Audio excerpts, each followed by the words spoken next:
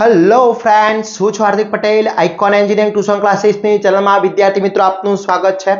Diploma semester 2 ની અંદર અભ્યાસ કરતા મારા કોમ્પ્યુટર બ્રાન્ચના વિદ્યાર્થી મિત્રોની BOOP બેઝિક ઓબ્જેક્ટ ઓરિએન્ટેડ પ્રોગ્રામિંગની most and very most important question chapter number 2.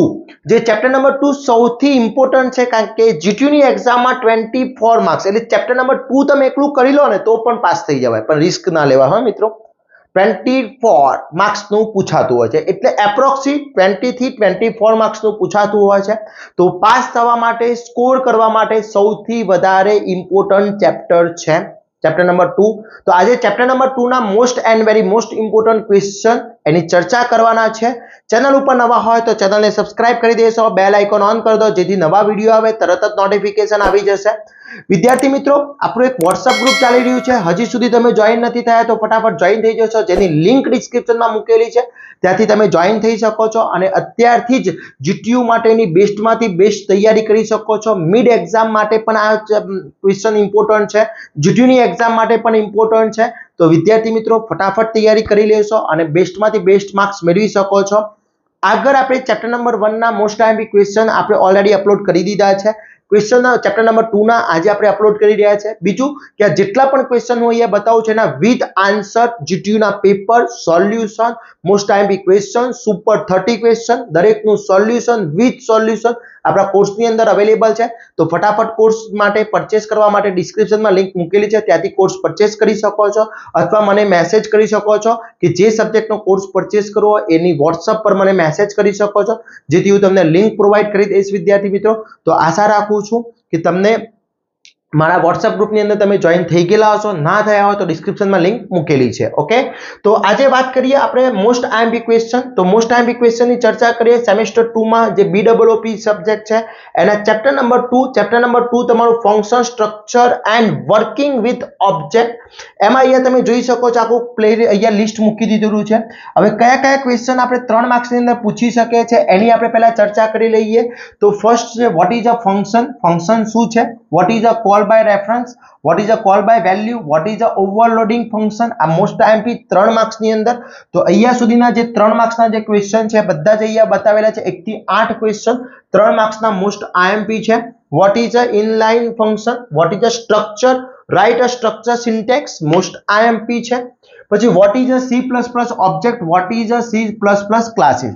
હવે આ વસ્તુ તમે એના આન્સર મેં કોર્સની અંદર અપલોડ છે, અહીંયા મેં આન્સર વિથ આન્સર પણ બનાવેલા છે, તો તમે ચેક કરી શકો છો. વોટ ઇઝ અ ફંક્શન આ બધા જ વિથ આન્સર અહીંયા મૂકેલા છે, તમારે શોધવાની જરૂર છે નહીં.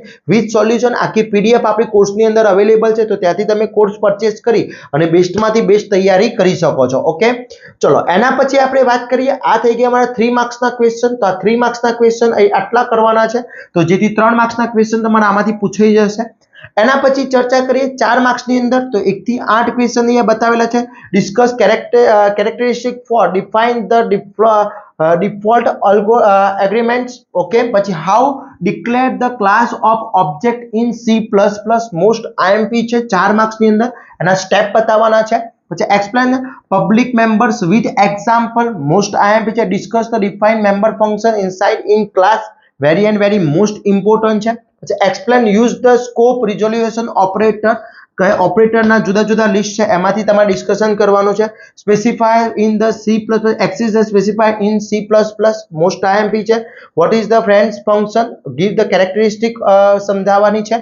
અને explain statics member with example. તો 4 માર્ક્સના આટલા ક્વેશ્ચન તમે કરી લો છો વિદ્યાર્થી મિત્રો, તો એક પણ ક્વેશ્ચન બહારનો 4 માર્ક્સમાં આમાંથી પૂછાશે નહીં. ઓકે, એ ગેરંટી છે. તો આટલા 4 માર્ક્સના જે ક્વેશ્ચનો છે બધા જ કરી લેવાના છે. એના પછી વાત કરીએ 7 માર્ક્સના જે ક્વેશ્ચન પૂછાતા હોય છે, એ 7 માર્ક્સના તો કુલ 8 ક્વેશ્ચન છે. તો 8 ક્વેશ્ચન તમારે અહીંયા આપેલા છે, બધા જ વિથ એક્ઝામ્પલ છે, એટલે ખાસ કરજો, એક પણ ક્વેશ્ચન છોડવાનો નથી. જો explain array on object with example 7 માર્ક્સની વિથ એક્ઝામ્પલ પૂછો એટલે એક્ઝામ્પલ, અને હંમેશા 7 માર્ક્સની અંદર વિથ એક્ઝામ્પલ એટલે એનો પ્રોગ્રામ અથવા એનો એક્ઝામ્પલ તમારે બતાવવાનો રહેશે વિદ્યાર્થી મિત્રો. ક્લિયર? એના પછી inline function with example most IMP છે. પછી write a short not friend function with example, explain the return object with example. જો 4 માર્ક્સ ની અંદર તમને આટલું જ પૂછી શકે છે અને વિથ એક્ઝામ્પલ આવી જાય એટલે સમજી લેવાનું કે 7 માર્ક્સ ની અંદર થઈ જશે. પછી explain private members function with example, પછી write a short note friends class with example અને સ્ટેટિક મેમ્બર વિથ એક્ઝામ્પલ. તો આટલા ક્વેશ્ચન તમારા થઈ જશે. તો 7 માર્ક્સના ક્વેશ્ચન પણ કવર થઈ જશે. 3 માર્ક્સ, 4 માર્ક્સ અને 7 માર્ક્સના જે ક્વેશ્ચન છે એ ક્વેશ્ચન આખા કવર થઈ જશે. તો વિદ્યાર્થી મિત્રો આટલા બધા જે ક્વેશ્ચન મેં તમને અહીંયા બતાવ્યા છે બધા ક્વેશ્ચન તમારા પરફેક્ટલી થઈ જવા જોઈએ.